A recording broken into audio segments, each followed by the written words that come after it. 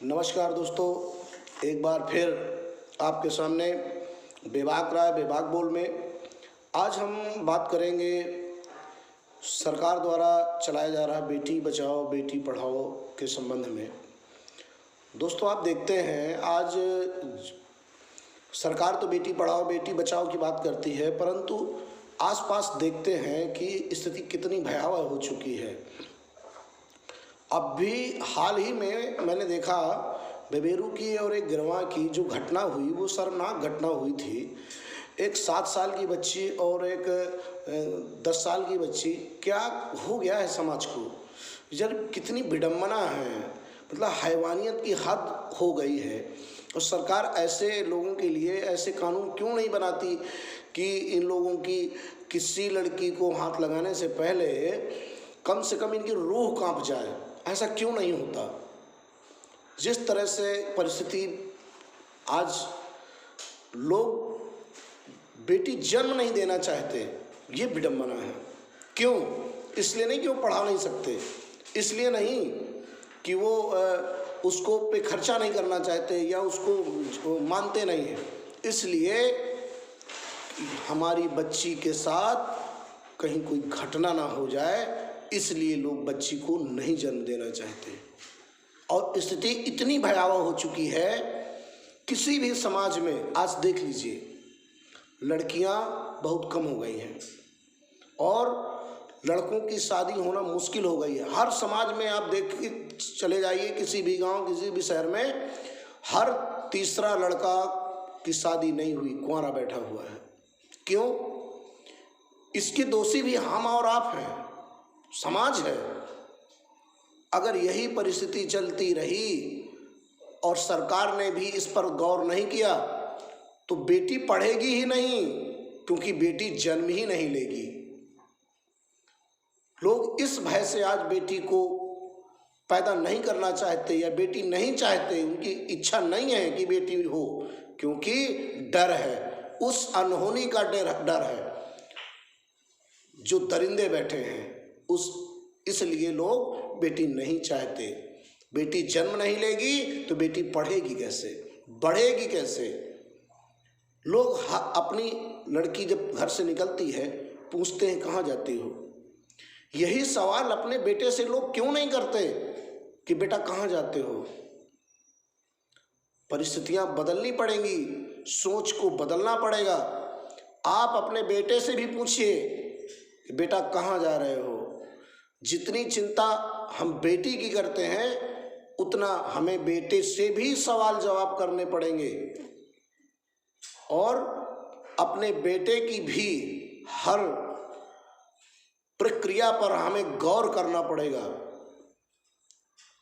तभी हम समानता दे पाएंगे और बेटी तभी बचेंगी और तभी बेटी पढ़ेंगी।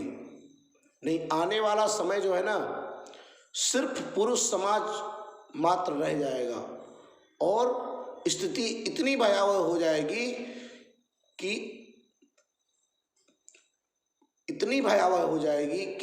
ये मान के चलिए कि लड़कियां हर समाज में घट जाएंगी। और जब प्रकृति में एक लिंग समाप्त हो जाता है या कम होना होता है तो स्थिति क्या होती है ये कोई बताने वाली बात नहीं है। आप सब जानते हैं, असमानता की स्थिति हो जाती है और असमानता की स्थिति में गंभीर दुष्परिणाम सामने आते हैं। सरकार की बहुत सारी योजनाएं चलती हैं, बेटी बचाओ बेटी पढ़ाओ, परंतु हर जिले के अल्ट्रासाउंडों में बहुत सारे ऐसे अल्ट्रासाउंड केंद्र हैं जहां आज भी लिंग बताया जाता है और अधिकारी जानते हुए भी नजरअंदाज कर रहे हैं। इस समस्या को नजरअंदाज किया जा रहा है। इसलिए हमें सवाल करना पड़ेगा सरकार से भी और समाज से भी कि आने वाले समय में अगर बेटी पढ़ाना है और बेटी बढ़ाना है तो बेटी को सुरक्षित रखना भी होगा। और बेटी कब सुरक्षित रहेंगी? जब हर व्यक्ति यह सोचे कि सामने खड़ी वो लड़की मेरी बहन है, मेरी माँ है, मेरी बेटी है, तब बेटी बचेंगी और तब बेटी पढ़ेंगी, तभी कुछ समाज का हो सकता है। ये सोच बदलनी पड़ेगी। और आज आप देखते हैं दहेज दावरी, दहेज हत्या एक प्रक्रिया हो गई है। तो ये क्यों होता है? वो सास, पराई जो लड़की घर छोड़कर आती है, वो सास उसे बेटी नहीं बना सकती, सबसे बड़ी समस्या है। और वो बेटी जो दूसरे घर से आई है, उस सास को अपनी माँ नहीं बना सकती, जबकि वही माँ अपनी बेटी को दूसरे के यहाँ जब उत्पीड़न होता है तो उसे कष्ट होता है, पर वही सास जब उसके यहाँ से वो होता है तो वो उसी बहू का उत्पीड़न करती है। क्यों नहीं ये असमानता मिटती है? मैंने देखा बड़े बड़े समाज सेवी लोग बड़ी बड़ी मंचों से बात करते हैं, बड़े बड़े नेताओं को भी मैंने बड़ी बड़ी बातें करते हुए देखा है, दहेज लेना अपराध है, परंतु किस तरह दहेज लिया जा रहा है, कितना दहेज लिया जा रहा है। कहने के लिए तो बिना दहेज की शादी होती है, पर कितना बड़ा लेन देन होता है। और अगर लड़का सर्विस में हो जाए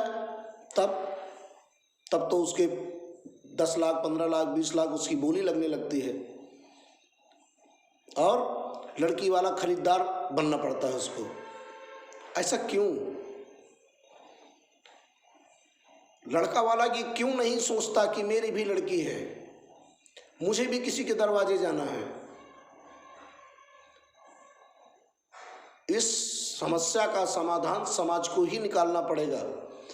सरकारें इसमें सजा तो दे सकती है, पर उस प्रथा को बंद करना हमारा और आपका काम है।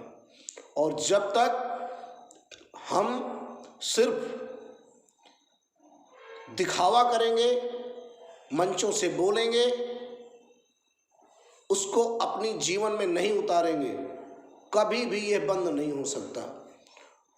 परंतु जिस दिन नेता, बड़े मंत्री और बड़े अधिकारी इसको अपनी एक मुहिम बना लेंगे कि मेरा लड़का भले ही IAS हो, मुझे लड़की अच्छी चाहिए, परंतु मैं एक भी पैसा दहेज नहीं लूँगा, जब इसको जीवन में कोई उतारेगा तो निश्चित तौर से बेटी पढ़ेगी भी और बेटी बचेगी भी, और बेटी ये सार्थक नारा भी होगा कि बेटी पढ़ाओ और बेटी बचाओ।